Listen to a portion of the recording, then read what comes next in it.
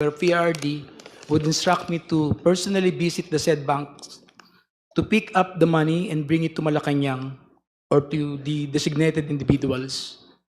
I distinctly remember that PRRD directed me on 3 separate occasions to pick up 100 million from a bank inside the mall in Lubao, Pampanga, which were all delivered to Malacanang.